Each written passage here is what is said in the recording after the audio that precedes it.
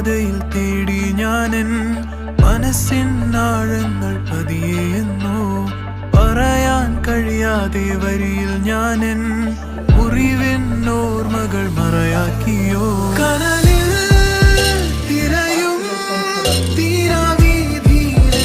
യാത്ര മനസ്സിൽ ഒഴുകും കനവുകളിൽ എൻ യാത്ര പറയാതെ മായുന്നേ മഷിതൻ പറവകളെങ്ങോ പോയി ഞാൻ കാണും ലോകത്തെ നെയ്താമൊഴികൾ മറയുന്നേ